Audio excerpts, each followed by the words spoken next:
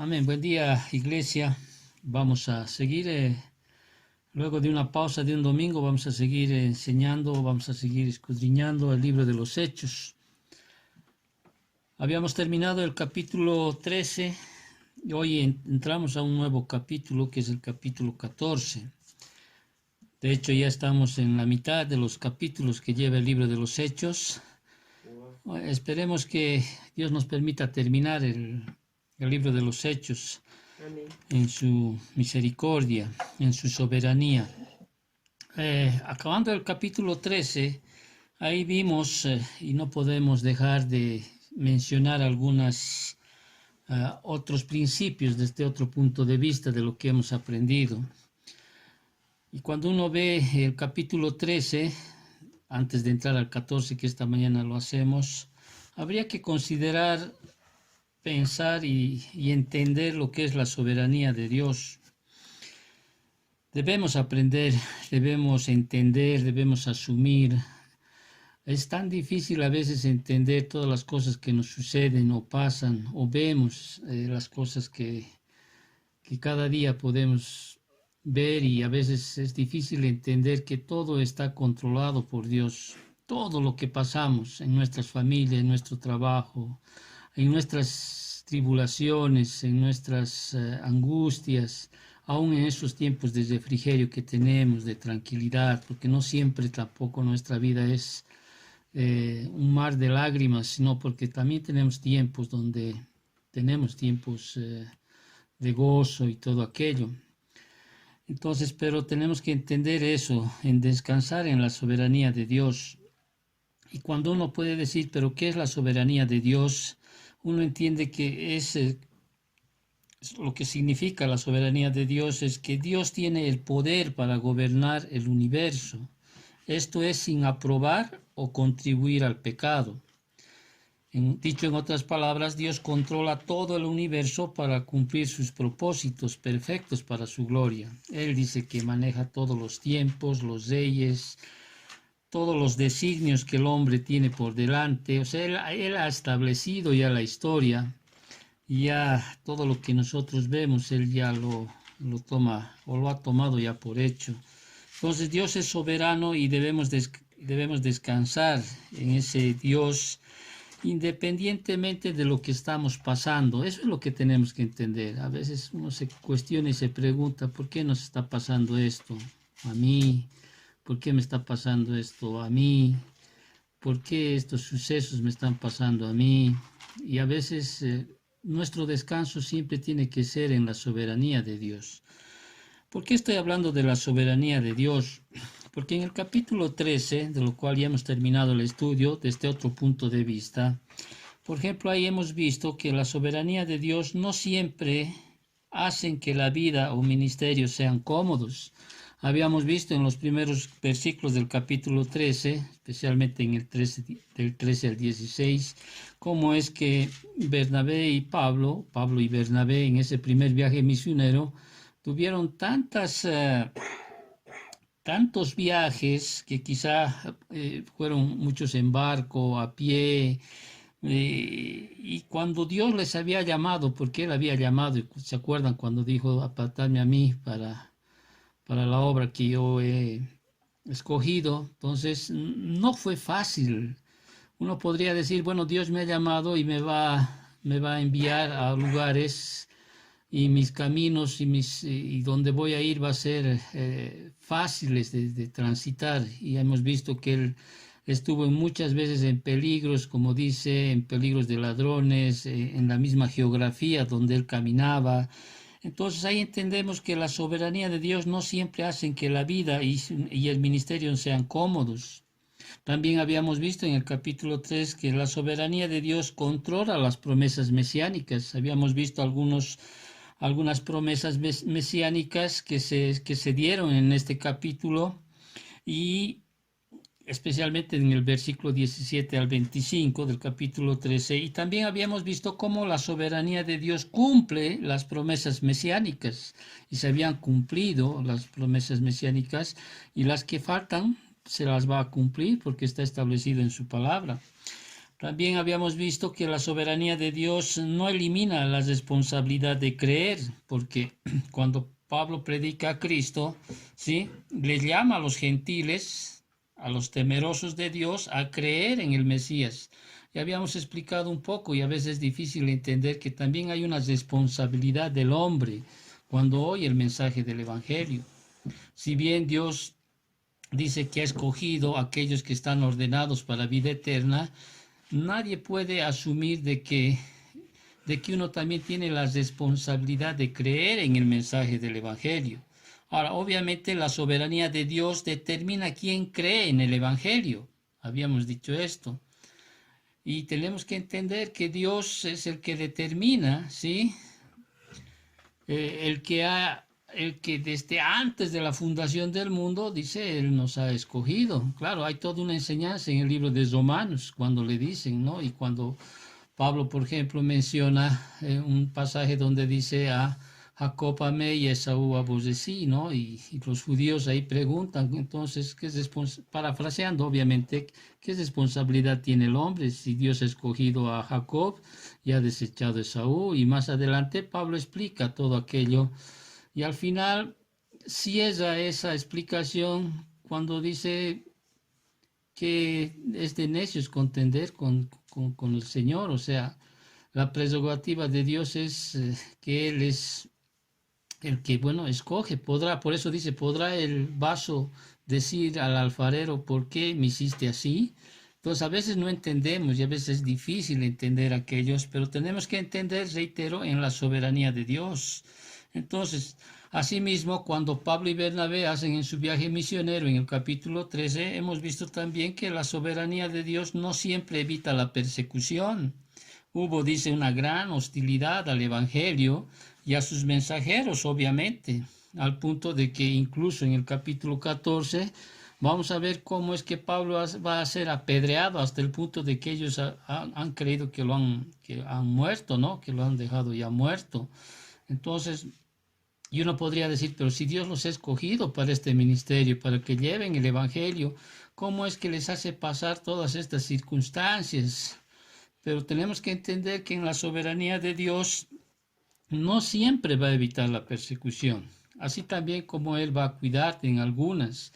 Entonces, la soberanía de Dios es algo indispensable para el creyente y es algo también que en la soberanía de Dios muchas veces puede Él sostenerte con gozo en medio del sufrimiento.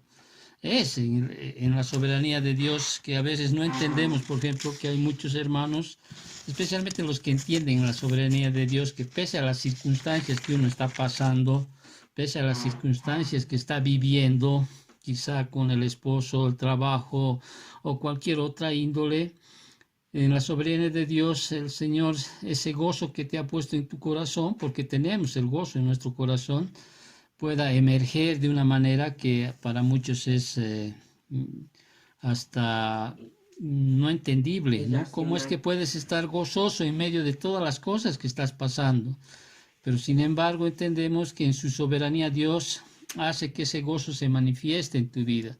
Pero todo eso, vuelvo a reiterarte, es entendiendo la soberanía de Dios. Tú estás pasando situaciones, circunstancias, y Dios no es ajeno a aquello, y en su soberanía Él pues permite estas cosas, permite estas situaciones. Lo mismo que permitió en su primer viaje misionero tanto a Pablo y Bernabé. No fue fácil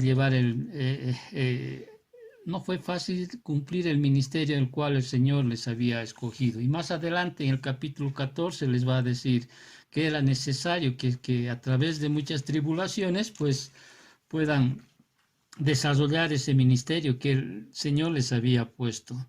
Ahora, en el capítulo 14, ya iniciando en el capítulo 14, si bien es cierto es que en este extenso pasaje del capítulo 14, ¿no? Es un pasaje narrativo, no contiene una enseñanza explícita acerca de requisitos de Dios para un servicio eficaz, pero sin embargo sí presenta aquí dos siervos calificados. ¿Cuáles son esos dos siervos de los cuales vamos a hablar en el capítulo 14?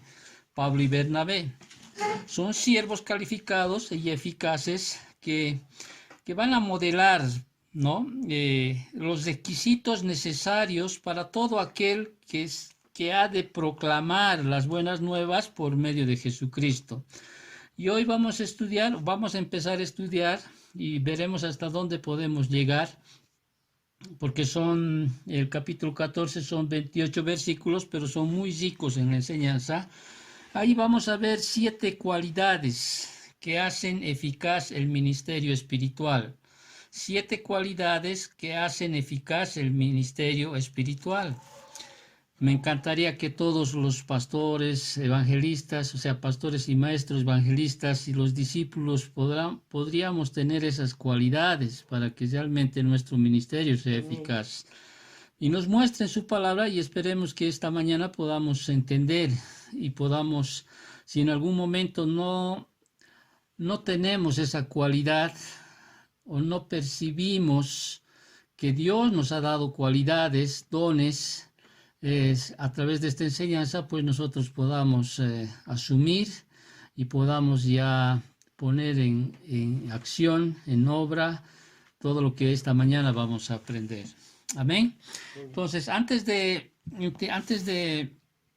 entrar al estudio, ¿sí? Tenemos que entender de una cualidad que está en nosotros, que Dios que nos ha proporcionado a cada creyente. A través de estos pasajes, de los versículos del 1 al 28 del capítulo 14, vamos a ver una característica que es evidente en todo este capítulo. ¿Cuál es esa característica evidente? Los dones del Espíritu, el poder que Dios nos ha dado a cada cristiano. Entendemos que todo cristiano que es parte del cuerpo de Cristo, ¿sí? Dios le ha dado dones. Y hay una lista, ¿no?, que nos menciona en varios libros de la Biblia, Efesios, en Romanos, en Corintios, algunos que ya han cesado, otros que continúan, dones que cada cristiano tiene y tiene que ponerlos en evidencia, o sea, tiene que usar esos dones, ¿sí? Es poder que el Espíritu Santo, ¿sí?, nos ha dado para que nosotros podamos, ¿qué cosa? Podamos edificar el cuerpo de Cristo, edificar la iglesia. Entonces, a medida que Pablo y Bernabé ministraban, ellos empleaban los dones que el Espíritu les había conferido. Ahora, un don espiritual, entendamos que no es una habilidad o un talento natural humano, sino una dádiva para los creyentes por medio de la gracia de Dios, que brinda un canal a través del cual fluye el poder del Espíritu Santo en el ministerio. Por eso en la primera carta a los Corintios, en el versículo 7 del capítulo 12, dice: porque así como el cuerpo es uno y tiene muchos miembros, pero todos los miembros del cuerpo, siendo muchos, son un solo cuerpo, así también Cristo. Todos tenemos dones y debemos manifestarlos, ¿para qué? Para la edificación del cuerpo de Cristo. Entonces, en el capítulo 14, que hoy empezamos a estudiar y desarrollar y enseñar, ¿sí?, en este capítulo se pueden ver en operación 4 de esos dones, 4, ¿sí? Podemos ver, por ejemplo, y vamos a ver cómo en la vida de Pablo y Bernabé, ¿sí?, se manifiesta, por ejemplo, el don que es la profecía. ¿Sí? Un don que está descrito o está mencionado en primera carta a los Corintios, en el capítulo 12, versículo 10, y este don de profecía o habilidad concedida por el Espíritu, ¿para qué? Para proclamar la palabra de Dios con claridad y poder. Entonces es un don, ¿sí?, el de profecía, para proclamar la palabra de Dios. Segundo don de gracia que vamos a ver exhibido en estos versículos del capítulo 14, vemos, por ejemplo, el don de la enseñanza. Ahí en el versículo 22 del capítulo 14, por ejemplo, dice, en una parte de ese versículo, dice: confirmando los ánimos de los discípulos. O sea, esa reafirmación fue resultado de la enseñanza de la palabra.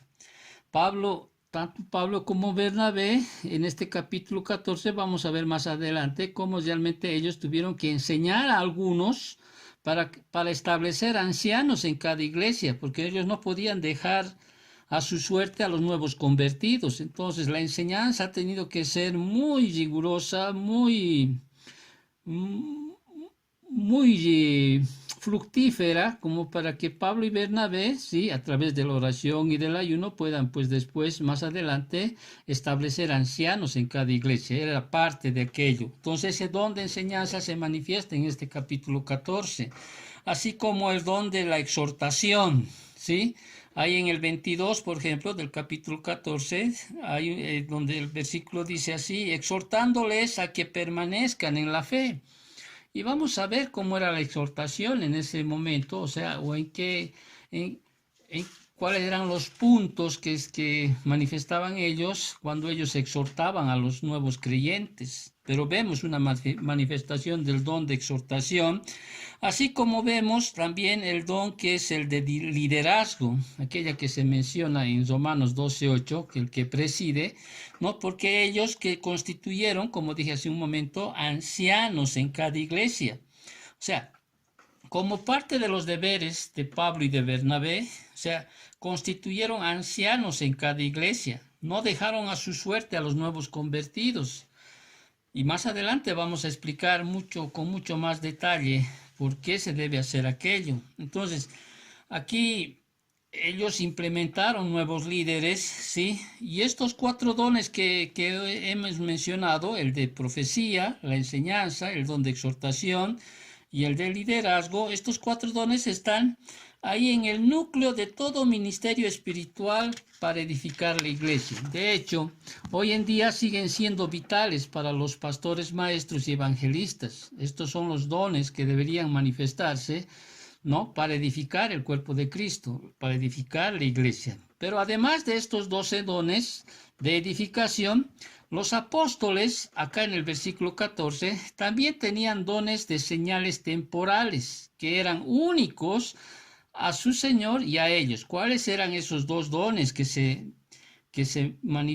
manifestaron en este tiempo histórico de la iglesia? El don de milagros y de sanidades.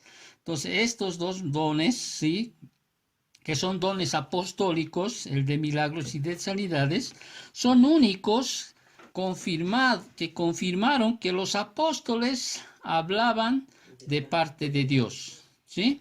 Entonces, tal confirmación sobrenatural es innecesaria hoy en día. Si un hombre habla ahora de parte de Dios, esto puede y debe determinarse por si el mensaje se conforma a la única norma, la cual es la Biblia. Dicho en otra manera, en este tiempo Dios nos habla a través de su palabra, ¿sí? La confirmación de su palabra está dada en lo que está escrito en su palabra. Por eso decimos, Dios nos habla en este tiempo a través de la correcta interpretación de su palabra. Entonces, ese era el ministerio, esos eran los dones que manifestaron acá los misioneros, en este caso Pablo y Bernabé, en este viaje misionero. Y ya que el ministerio eficaz exige el funcionamiento colectivo de los dones espirituales, Pablo siempre exhorta a la iglesia a que nosotros debemos usar, o debemos pedirle al Señor que a través de esos dones que Él nos ha dado a cada uno de nosotros, pues podamos ponerlo en funcionamiento para la edificación del cuerpo de Cristo. Obviamente para aquello necesitamos que andemos siempre en obediencia y en santidad, para que el Señor pueda fluir su poder a través de esos dones que Él nos ha dado. O sea, Pablo y Bernabé habían ministrado sus dones con mucha eficacia en su iglesia local. Ellos habían probado la fidelidad y estaban listos para una esfera mucho más amplia en su ministerio. Muy bien, entonces, una de las primeras cualidades en términos generales son los dones que Dios nos ha dado. Hermano, que estás tú al otro lado o que estás escuchándome, entiende esto. Dios te ha dado dones, te ha dado un don. Ahora, quizá pudo también haberte dado un don, ¿sí?, en el cual puedan estar inmersos otros dones, ¿sí?, un conjunto de dones pero para que tú puedas usarlos para la edificación del cuerpo de Cristo. Ahí en Romanos, poquito para tener un poquito de pausa, si tú te vas al Evangelio, o sea, a la carta de los Romanos, ahí vámonos al capítulo 12, si estás ahí, si me ganas, en el capítulo 12, por ejemplo, hay una lista dentro de los deberes cristianos y los dones que Dios nos ha dado.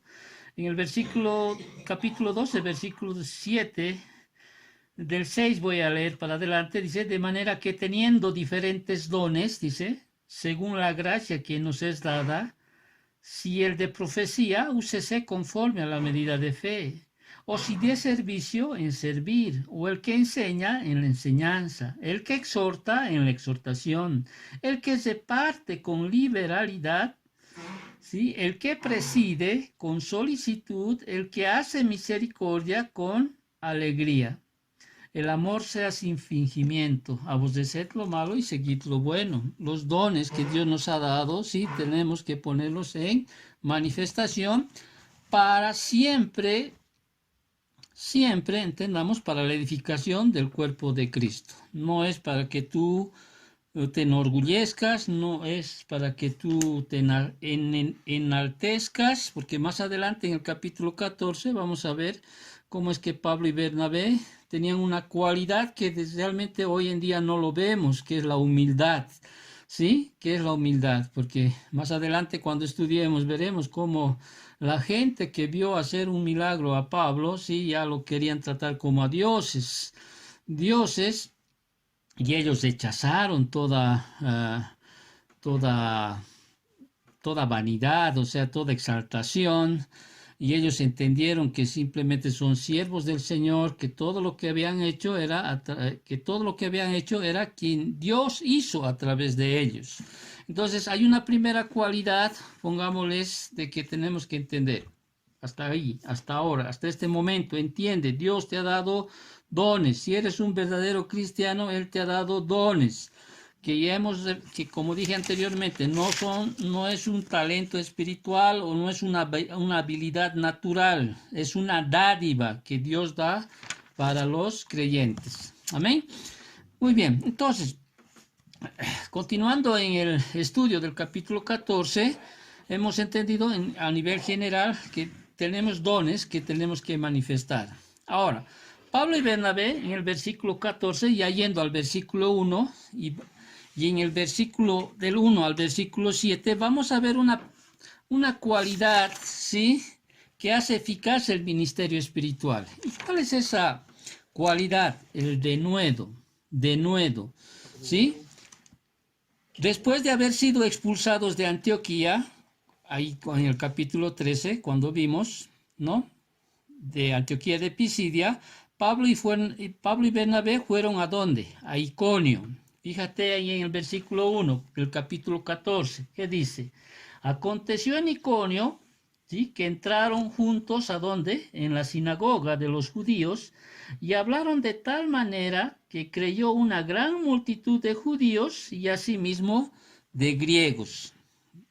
Ya hemos entendido cómo era más o menos cómo se movía Pablo, el apóstol Pablo.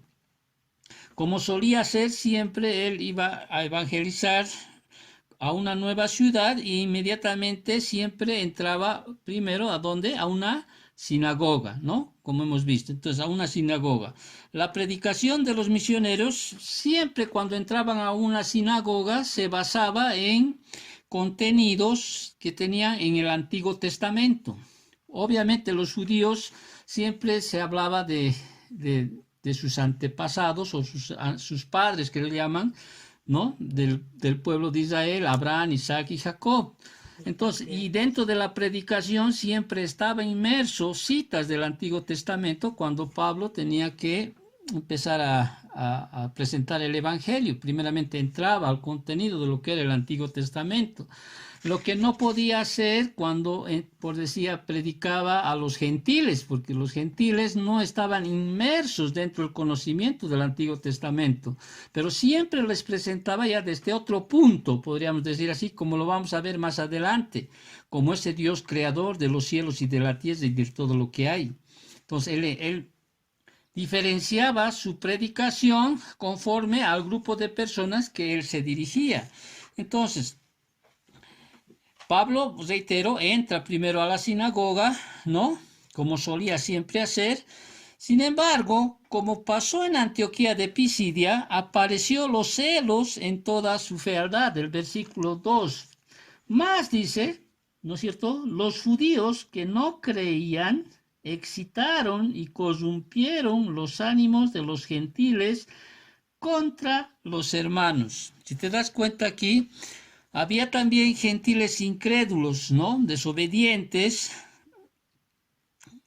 Y aquí esta palabra corrompieron, o sea, los judíos empezaron a corrompir, o sea, viene de una palabra griega, kakoo, ¿no? Que significa también envenenar, ¿no? Entonces empezaron a envenenar todo lo que los gentiles estaban escuchando acerca del Evangelio y envenenaron.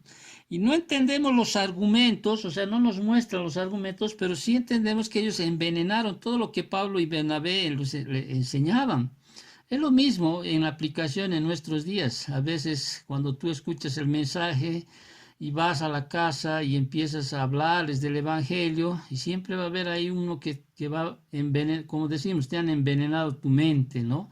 Te han envenenado, utilizan palabras que realmente van a hacerte cambiar aquello que habías escuchado, habías oído, ¿no? En otras palabras, por eso esta palabra corrompieron los ánimos se traduce o se significa también envenenar. Entonces, así mismo pasó como pasa hoy en día, ¿no? Que los judíos que no creían, bueno, excitaron. Entendemos que los enemigos más duros en el ministerio de los apóstoles fueron su propia familia, ¿no? Su propia hermandad, o sea, aquellos de su propio linaje, judíos.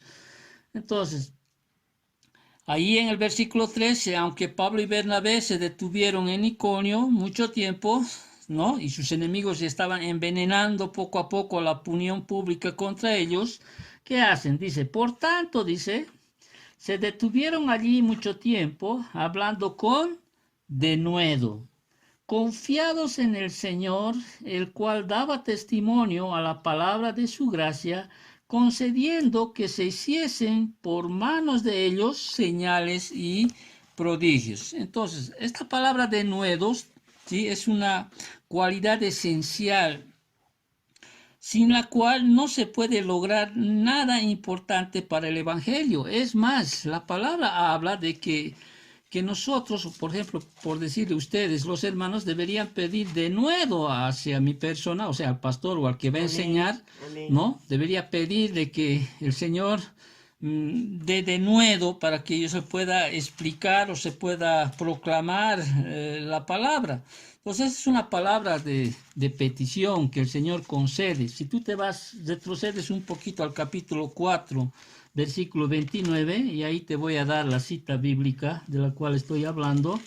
Ahí en el versículo 9 del capítulo 4, el capítulo 29 del capítulo 4, dice así, 29, ahora, Señor, dice, mira sus amenazas y concede a tus siervos que con todo denuedo hablen tu palabra, con toda valentía, ¿sí? Señor, mira está ahí una oración, ¿no? Y concede a tus siervos, dice. Entonces debemos pedir de nuevo, ¿sí? Porque a veces puede ser, no es que sea la cobardía, sino que a veces siempre Desgaste. como personas siempre tenemos temor o miedo. Entonces el denuedo es parte de aquello que el Señor puede darte, ¿no es cierto? O sea, pedir de nuevo es siempre bueno para que cuando tengamos alguna reunión o estemos en un ambiente, a veces tenemos como una debilidad, como no miedo, sino como algo que te dice, ¿para qué voy a hablar? ¿Para qué voy a decir? Entonces pedirle al Señor ahí, decir, Señor, dame de nuevo, dame valentía para que yo pueda predicar, exaltar tu nombre. Y el Espíritu Santo te va a dar esa valentía y vas a decir y vas a poder hablar aquello. Obviamente las reacciones no siempre van a ser, recordemos, en la soberanía de Dios no exime de que recibas persecución o rechazo, como pasó en la vida de Pablo y de Bernabé. Porque por más maravilloso que el mensaje fuera y por poderosa que era la confirmación, siempre hubo oposición de parte de los judíos incrédulos. Y eso lo vemos en el versículo 4. Fíjate el versículo 4 del capítulo 14 y dice, y la gente de la ciudad estaba dividida, dice. Unos estaban con los judíos y otros con los apóstoles. Ahora, aquí hay una nota que tenemos que recalcar, especialmente para aquellos que siguen el estudio y aquellos que de alguna manera necesitan quizá alguna explicación. Porque podría surgir ese decir, pero Bernabé era apóstol. Bernabé es apóstol porque aquí en el versículo 4, ¿sí? Lucas al final del versículo 4 dice, y otros con los apóstoles. Está hablando de que lo está como denominando lo está poniendo a Bernabé como a Pablo, como si fueran apóstoles. Y recordemos que el apóstol fueron solamente aquellos que el mismo Señor Jesucristo los había designado y que ellos mismos habían visto a Cristo resucitado. Entonces, aquí Lucas se refiere tanto a Pablo como a Bernabé como apóstoles. Ahora, la pregunta nace y surge, ¿en qué sentido Bernabé era apóstol? Obviamente no se trataba de un apóstol en el mismo sentido que los 12 y Pablo. Estos fueron testigos presenciales de Cristo resucitado, que era uno de los requisitos para ser un verdadero apóstol, ¿no? Del apóstol de los 12. Y también fueron llamados personalmente por él. Bernabé no calificaba en lo uno ni en lo otro. No fue comisionado directamente por Jesucristo, sino por la iglesia. La iglesia es la que lo comisionó. Por tanto, era un apóstol solo en el sentido general de la palabra. Y cuando digo en el sentido general, implica o hablo que debido a eso, es mejor traducir aquí apóstoles no como un título oficial, sino como mensajeros. El verbo apostello, del cual se deriva apóstolos, apóstol, significa enviar. Entonces, tanto Pablo como Bernabé fueron apóstoles, es decir, enviados por la iglesia en Antioquía. Entonces, y además, Pablo era oficialmente un apóstol de Jesucristo, y él mismo lo establece en algunas cartas, porque él siempre se presenta en Romanos 1, Romanos 1.1, Romanos 1.5, Primera de Corintios 1.1, Segunda de Corintios 1.1, Gálatas 1.1, siempre él dice, yo apóstol de Jesucristo, ¿no? ¿Se acuerdan? Entonces, además de que Pablo era oficialmente un apóstol de Jesucristo y Bernabé, por servir con él, quedaba bajo la sombra de la autoridad apostólica de Pablo. Entonces, tenemos que entender aquello antes de continuar, especialmente para aquellos que siguen el estudio. Amén. En el versículo 5, ¿sí? Ahí vemos la candente oposición de Pablo y Bernabé, finalmente estalló en llamas. ¿Qué dice? Pero cuando los judíos y los gentiles, juntamente con sus gobernantes, se lanzaron a afrentarlos y a apedrearlos. ¿Se dan cuenta? Se lanzaron, dice. Esto es una palabra que significa acá un ataque, como un asalto. Y la apedrear, cuando dice aquí apedrearlos, el apedrear ya entendemos y hemos visto cuando estudiamos el libro de Deuteronomio en algunas oportunidades. Apedrear era una forma judía de ejecución, generalmente por blasfemia. ¿Sí? Y ahí en el versículo 6, Pablo y Bernabé, que eran valientes, pero tampoco no eran tontos o ¿no? En, en sensato instinto de conservación, ¿qué hacen? Huyeron. Fíjate el versículo 6. Habiéndolo sabido, dice, porque ya los judíos y los gobernantes se lanzaron a afrentarlos y apedrearlos, habiéndolo sabido, huyeron ¿a dónde? A Listra y Derbe, ciudades de Licaonia y a toda la región circunvecina. Y allí predicaron el Evangelio. Una pausa aquí que quiero poner énfasis. Y una de las cosas también que aprendemos acá en el capítulo 14. Todo siervo de Dios debe concentrarse en los que quieren aprender. Reitero, debes concentrarte con los que quieren aprender. Y hemos visto en el capítulo 13, cuando no quieren oír el Evangelio, rechazan el Evangelio y hasta empiezan a blasfemar contra Dios, así como Pablo y Bernabé en algún momento sacudieron sus pies, ¿no? Enseñar de que nada bueno les esperaba a aquellos que rechazaron. Acá en el versículo 14, en estos pasajes que acabamos de leer, entiende esto. A veces es mejor centrarte en las personas que quieren aprender. Aquí me persiguen, aquí me quieren poner afrentas, me quieren apedrear, ¿sí? Entonces, siempre trata de concentrarte en las personas que quieren aprender. Ve a otro lugar, como fue Pablo y Bernabé. Se fueron, dice, huyeron, en el sentido no por cobardía, sino por sensatez, ¿sí? Porque también tenemos un llamado que cumplir, ¿no? Es más, cuando uno va en el Evangelio, no me acuerdo de un pasaje del Evangelio, hay un mandato que el Señor les da y dicen, cuando los amedrenten o los dañen, váyanse a otro lugar. Estoy parafraseando, quizá en algún momento voy a... Mateo 10:23, si no me equivoco. Sí, aquí dice, por ejemplo, el Señor les dice, en Mateo 10:23, dice, cuando os persigan en esta ciudad, dice, huid a la otra, porque de cierto os digo que no acabaréis de recorrer todas las ciudades de Israel antes que venga el Hijo del Hombre. En otras palabras, hay mucho espacio, hay muchos lugares donde quizá quieran oír. Reitero, concéntrate más en los que quieren aprender. Concéntrate, sea uno, sea dos, sea tres, concéntrate. Si ellos quieren aprender, enséñales. A que tengas 100, que primero que te traten como rey, como pasó, ¿no? Y después de un tiempo, pues quieran apedrearte ellos mismos.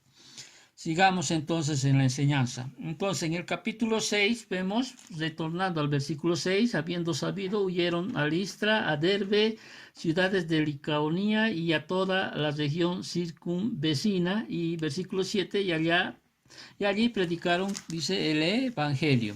Ahora, recordemos, Listra estaba más o menos a 29 kilómetros de Iconio, ¿sí? Y hay un hecho que quiero resaltar aquí. Listra era el hogar de Loida, de Eunice, ¿te acuerdas? De Timoteo, quienes tal vez recibieron la salvación durante esta visita hecha por el apóstol. Digo tal vez, no tenemos la certeza, pero podríamos entender que eran parte de aquellos que estaban con Pablo y Bernabé, ¿no? Porque estaba dividida la ciudad. Y Derbe estaba mucho más al sureste de Listra, más o menos a 64 kilómetros.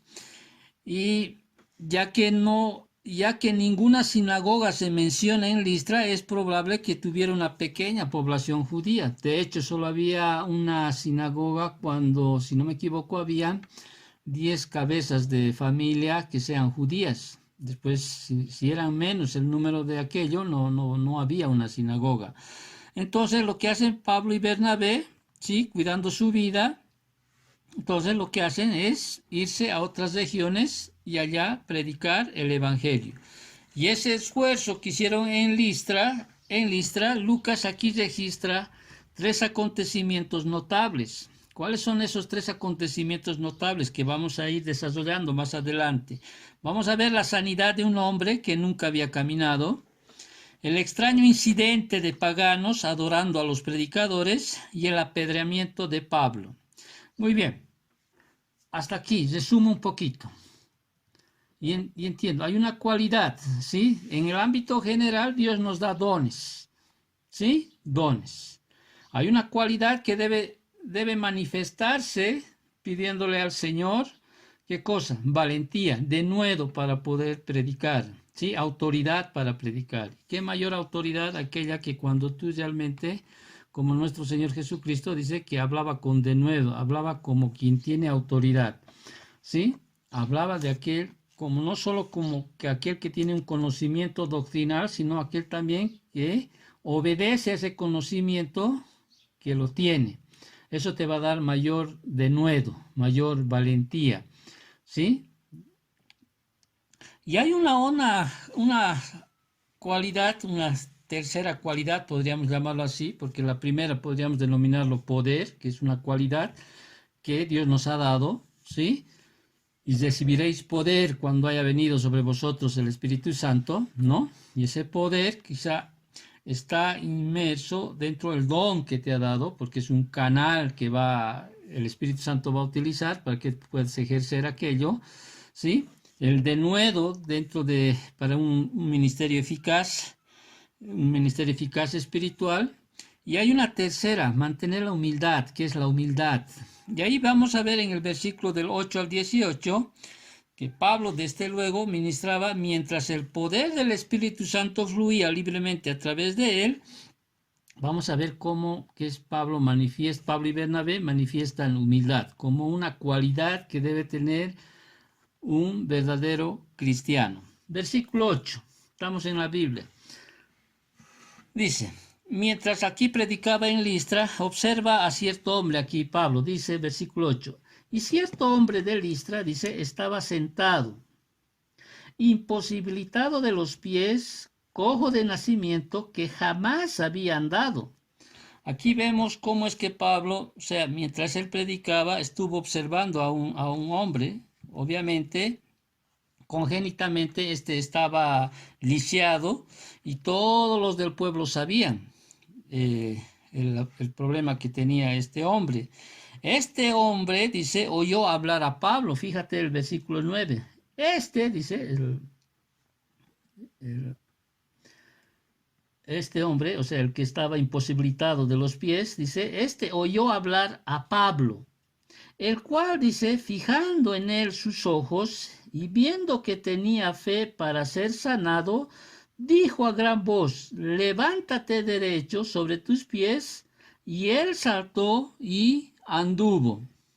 Cuán importante a veces realmente es, por eso a veces siempre trato de que la enseñanza sea en presencia misma de ustedes, porque a veces uno ve hasta en el gesto, en los ojos, si realmente están recibiendo la palabra, si realmente están disfrutando del mensaje, si realmente tienen ese corazón abierto y esa mente abierta para escuchar la palabra, que a veces eso no sucede cuando uno lo hace virtualmente, pero sin embargo aquí Pablo ve, ¿sí?, a este hombre, ¿sí?, que le está oyendo hablar, y el apóstol vio una oportunidad para confirmar su mensaje con una señal milagrosa, y aquí Pablo manda que este hombre, en el versículo 10, le dice, levántate sobre tus pies, y él saltó y anduvo. ¿Te acuerdas que las características de una verdadera sanidad, sí? No es que él iba de a poco caminar o de a poco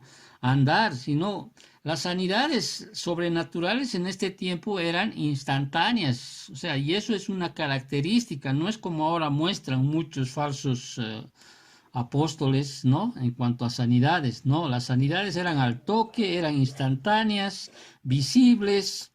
Entonces, este era uno de los dones que en ese tiempo se estaban manifestando, son dones apostólicos, ¿no? Aunque los creyentes de hoy no poseen ese poder milagroso de curación como Pablo en el principio, o el principio es instructivo, o sea, el poder de Dios es absolutamente necesario para realizar su obra. Nosotros a través de la predicación, sí, de la enseñanza, siempre estamos transformando el alma, estamos llevando a la santificación del creyente. Entonces, Vemos aquí la manifestación milagrosa porque ellos tenían que mostrar que eran mensajeros enviados de Dios y manifestaron esos dones, que hoy en día pues entendemos que han cesado por el tiempo en el cual se están escribiendo. Amén. Entonces, versículo 10 dice, versículo 11, ahí vemos, dice, entonces la gente cuando ve, ¿no? Aquí al imposibilitado de los pies saltar y andar, entonces la gente, dice, visto lo que Pablo había hecho, dice, alzó la voz, diciendo en lengua licaónica, dioses bajo la enseñanza de hombres han descendido a nosotros. Versículo 12. Y a Bernabé llamaban Júpiter y a Pablo Mercurio, porque este era el que llevaba la palabra. Y el sacerdote de Júpiter, cuyo templo estaba frente a la ciudad, trajo toros y guirnaldas delante de las puertas y juntamente con la muchedumbre quería ofrecer sacrificios. Cuando lo oyeron los apóstoles, Bernabé y Pablo rasgaron sus ropas y se lanzaron contra la multitud dando voces y diciendo, varones, ¿por qué hacéis esto? Nosotros también somos hombres semejantes a nosotros que os anunciamos que de estas vanidades os convertáis al Dios vivo que hizo el cielo y la tierra, el mar y todo lo que hay en ellos.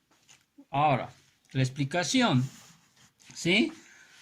Después de que Dios realizara a través del apóstol, ¿sí?, ese espectacular milagro de curar al paralítico, se produjo una reacción extraña.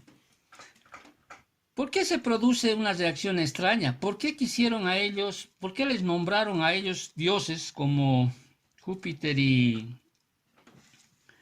a Bernabé lo llamaban Júpiter y a Pablo Mercurio? Para aquellos que están estudiando el libro de los Hechos, la explicación viene de la siguiente manera.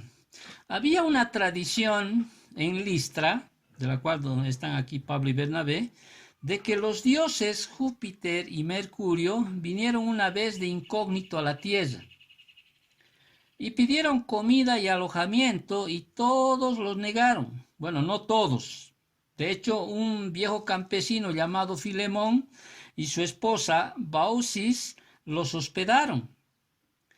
Y sus pocos hospitalarios vecinos, ¿qué hicieron? Se ahogaron en una inundación enviada por los vengadores dioses. Entonces, los esposos, estos dos, Filemón y su esposa Baucis, según ese relato, esa tradición que había en Listra, estos esposos que vieron que fueron los únicos que se salvaron en esa inundación. Y posteriormente ellos vieron cómo su casucha o su humilde casucha convertirse en un templo magnífico donde ellos sirvieron como sacerdote y su esposa como sacerdotisa. Tras su muerte, según ese relato, según esa tradición, tras su muerte estos dos se convirtieron en dos árboles majestuosos. Entonces había esa tradición de que un día habían visitado estos dos dioses, tanto Júpiter como Mercurio, habían pedido que de una manera incógnita, ¿no? Y habían pedido alojamiento, comida, rechazaron la población, vino un diluvio, murieron aquellos que rechazaron en ayudarlos a estos dioses, pero sin embargo había una pareja que había ayudado a estos dos dioses, ¿no? Tanto Júpiter como Mercurio, que llegaron a ser después como su sacerdote y su sacerdotisa, y estos de Listra, pues teniendo en mente esa tradición, o sea, decididos a no repetir la equivocación de sus antepasados, los habitantes de Listra, ¿qué hicieron? O sea, empezaron a identificar a Bernabé con Júpiter, ¿no? ¿Y por qué a Bernabé con Júpiter? Sugiere que éste presentaba una apariencia más distinguida e imponente que Pablo. Obviamente, cuando uno va a los escritos históricos, a Pablo hay una descripción, no me acuerdo de qué escritor, ¿no? En la cual Pablo lo ven como bajo de estatura, calvo, no tenía muy buena apariencia como nosotros podríamos ver, ¿no? En lo físico, grande como hombre en conocimiento, obviamente. Pero sin embargo, aquí vemos cómo es que a Bernabé lo identifican como con Júpiter. Y la identificación de Pablo, bueno, con Mercurio es mucho más obvia porque Mercurio era el mensajero de los dioses. Entonces, y es perfectamente lógica que le hayan identificado a Pablo con Mercurio, ya que él era, dice en el versículo, el que llevaba la palabra. Entonces, dioses griegos, ¿no? ¿no? Son dioses griegos, obviamente. Y puesto que las multitudes hablaban en lengua licaónica, dice, ni Pablo ni Bernabé podían entender lo que estaba ocurriendo. Por eso en el versículo 13, para no quedarse atrás, dice, no, si Júpiter había bajado de veras a la tierra en la forma de este predicador, el sacerdote tenía que dirigir al pueblo tenía que ofrecerle, ¿no?, adoración. Y Lucas, en el versículo 14, describe entonces la reacción de Pablo y Bernabé al darse cuenta, y finalmente lo que estaba ocurriendo, dice, ¿y qué hacen Pablo y Bernabé? En el versículo 14, rasgaron, dice, cuando oyeron los apóstoles Bernabé y Pablo, rasgaron sus ropas y se lanzaron entre la multitud dando voces. Entonces, ahí vemos la reacción, ¿no? Rasgaron sus ropas, y esto era una expresión judía de horror, de repulsión ante una blasfemia. Ellos no eran dioses, insistieron Pablo y Bernabé, sino hombres semejantes a los liconianos, o sea, eran hombres normales. Entonces, y en el versículo 15, lejos de buscar adoración, los misioneros que habían llegado a Listra a anunciarles el evangelio con el fin de que se volvieran de esas vanidades, dice, entonces diciendo, varones, ¿por qué hacen esto? Nosotros también somos hombres semejantes a vosotros, que os anunciamos de estas vanidades, os convertáis al Dios vivo que hizo el cielo y la tierra y el mar y todo lo que hay en ellos. Entonces, Pablo y Bernabé ahí pues hacen lo que generalmente no se hace hoy en día, se envanecen, ¿sí? Ellos mantienen, en ese tiempo realmente buscar que seas como que te asemejes a ser un dios era bien buscado en ese tiempo greco-romano que había, ¿no? Se buscaba hacer, pero aquí ellos mantienen la humildad y dicen, no, o sea, ustedes ven cómo es la reacción de Pablo y Bernabé, o sea, para ellos era una blasfemia que los tomen como dioses, o sea, como alguien grande que está ahí, y Pablo les dice, no, les dice, y más allá de predicarles de Abraham, de Isaac y de Jacob, lo que hace Pablo a estas naciones gentiles es explicarles de que hay un Dios, pero que es ese Dios creador de los cielos y de la tierra, por eso dice en el versículo 15, ¿no?, que hizo el cielo y la tierra y el mar y todo lo que hay en ellos. Entonces, ahí entendemos que Pablo presenta al Dios, ¿sí?, al Dios verdadero, como aquel que hizo los cielos y la tierra y todo lo que hay.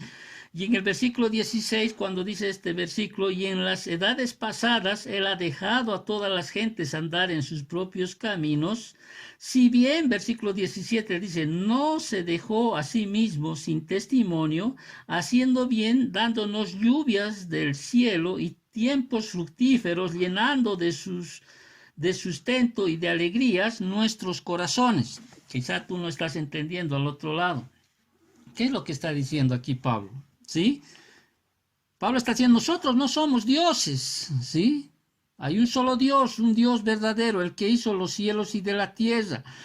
Y si bien Dios le ha dejado, ¿sí?, en ese tiempo, o en un tiempo, Dios ha dejado la razón y la conciencia para que ellos puedan determinar de que hay un Dios verdadero, que es el que ha creado los cielos y la tierra, ¿no?, y ha dejado pasar por alto en esas sus vanidades, porque todo aquello, o toda religión, o todo aquel que adora a otro Dios, es vanidad, es es vanidad, ¿sí? Entonces, hasta este momento, o sea, hasta que Cristo vino, ¿sí? Todo eso terminó. Por eso cuando en Romanos habla de, en el capítulo 1, cuando habla de Romanos, y siempre lo he dicho, y siempre preguntan a veces, para que tú entiendas, te estoy diciendo, cuando algunos preguntan, ¿y qué de aquellos que no han escogido, qué de aquellos que no han oído el Evangelio? ¿Qué de aquellos que no se les ha predicado el Evangelio? ¿Y qué de aquellos que antes de la venida de Cristo, sí, antes de que Cristo venga, cómo llegaron a ser salvos? ¿Eran salvos? ¿No eran salvos? Y aquí Pablo lo que les está diciendo a esta gente es que había, para que entiendas, hasta antes la razón y la conciencia debían determinar que había un creador. Es como cuando alguien te dice yo no creo en Dios, ¿sí? Muy bien, pero eso no hay excusa, dice la palabra, porque la razón y la conciencia, por la razón y la conciencia, ellos deberían determinar de que hay un Dios creador de los cielos y de la tierra. Que es como algunos científicos, ¿no es cierto? O sea, ellos a través de la ciencia ven de la exactitud de la creación, todos todas las leyes que rigen el universo, ellos determinan que hay un Dios creador, porque la razón y la conciencia debe hacer creer de que realmente hay un Dios creador. Pero bueno, eso sucede ¿hasta cuándo? Hasta la venida de Cristo. Por eso en Hechos capítulo 17, versículo 30, si tú te vas a Hechos capítulo 17, versículo 30, ¿qué dice? Pero Dios dice, habiendo pasado por alto los tiempos de esta ignorancia, ahora manda a todos los hombres en todo lugar que se arrepientan. Ya no podemos decir que solo la razón y la conciencia debía determinar que hay un Dios creador, sino que, es más, Pablo les dice, Dios es aquel que no solo es el creador de los cielos y de la tierra, sino también que a través de las edades pasadas, o sea, de los tiempos que han pasado, Él ha dejado todas las gentes andar en sus propios caminos, si bien no se dejó a sí mismo sin testimonio, haciendo bien, dándonos lluvias del cielo y tiempos fructíferos. Deberías de conocer que toda dádiva, las lluvias, las bendiciones, todo vienen de un Dios creador. Entonces, reitero, la razón y la conciencia debían hacer que ellos realmente crean en un Dios creador. Quizás no me estoy haciendo entender, pero espero que estés entendiendo. Pero todo esto pasa hasta que el Señor viene. Y por eso dice que ahora, ¿sí? Dios manda a todos los hombres que se arrepientan. Aunque las naciones gentiles no tenían revelación escrita y especial de Dios, versículo 17 dice en su palabra, no se dejó a sí mismo sin testimonio, haciendo bien, o sea, dando lluvias del cielo y tiempos fructíferos. La providencia divina, la bondad ilimitada estaba ahí, que atestiguan a todos los hombres la existencia de Dios. Así que quienes rechazan a Dios no tienen excusa. Eso lo dice Romanos 1:20. Aparte tienen en sus corazones la ley moral. ¿Se acuerdan? Romanos capítulo 2, versículos del 13 al 15. O sea, Dios ha puesto en cada ser humano sus leyes morales. El hombre, por más de que no haya escuchado hablar de Dios, siempre va a saber que matar es malo, robar es malo, o sea, siempre Dios ha puesto, dice, su ley en el corazón de los hombres. Nadie tiene excusa. Eso es lo que quiero que entiendan. Pablo está diciendo, no hay excusa. Pero lo relevante aquí en Pablo y Bernabé, ¿sí?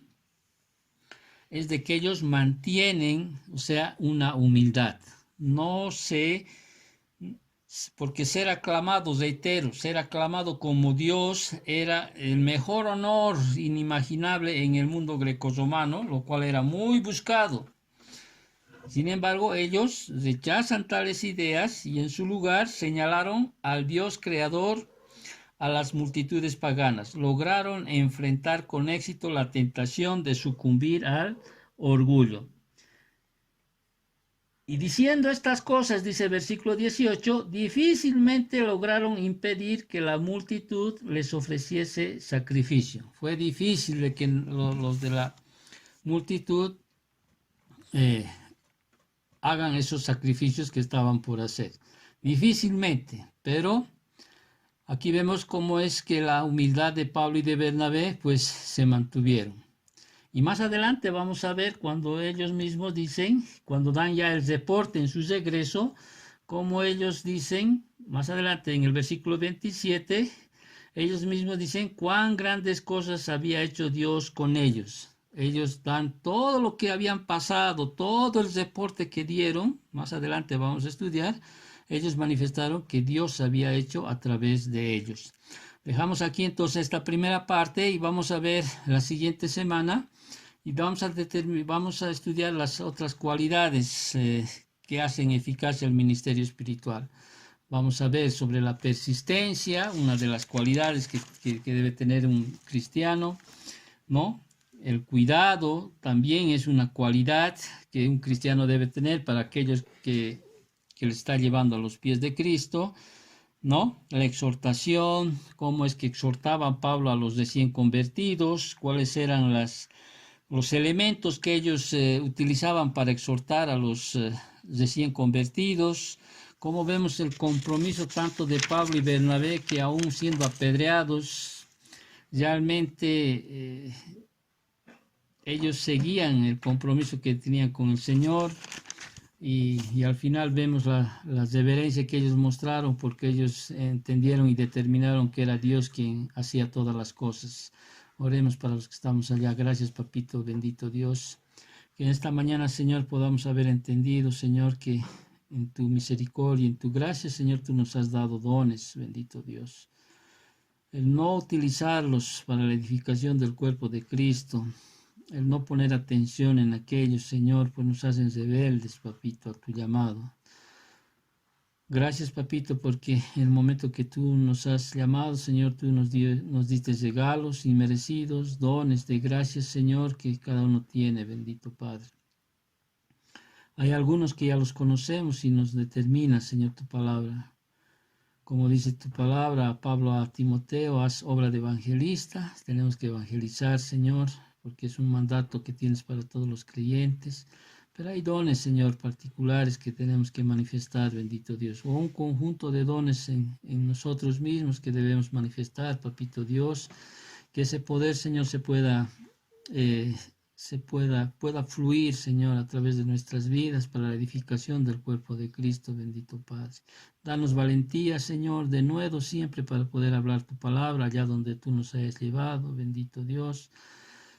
Que la cobardía y el miedo, Señor, no es de un cristiano, porque, Señor, tú no nos has dado espíritu de cobardía, como dice tu palabra, sino de poder, de amor y de dominio propio, papito Dios. Y mantengamos siempre la humildad, Señor. Todo lo que sabemos, todo lo que conocemos, Señor, es por pura gracia, bendito Dios. No nos exaltamos a nosotros mismos, ni nos orgullecemos de las cosas que tenemos o hemos conseguido, Señor. Entendemos tu soberanía, Señor. Tú nos has dado lo que hoy tenemos, las situaciones que pasamos y pues estaremos siempre con gozo cuando podamos entender aquello, Señor. Que tu soberanía está ahí presente, papito, y que tú manejas el universo entero, las situaciones que vivimos, las que vamos a vivir. Señor, quizá no entendemos el por qué, Señor, pero más adelante tú nos vas a mostrar el para qué, Padre Santo. Gracias, papito Dios, bendice la vida de mis hermanos, bendice la vida de la iglesia, Señor. Estamos ya no sé cuántos años exactos, ya creo que 17, Señor, que estamos perseverando, bendito Dios, hasta que haya uno que quiera escuchar tu palabra o quiera aprender tu palabra, pues seguiremos allí, bendito Dios, perseverando, Señor, no importando las situaciones y las circunstancias. Gracias, papito Dios, por todo, que esta semana sea una semana de bendición, Señor, una semana donde nos preparamos a celebrar y recordar un día, Señor, en el cual tú te has hecho hombre, para venir aquí como nuestro Señor y Salvador Padre Santo. Te agradecemos en nombre de Cristo Jesús. Amén.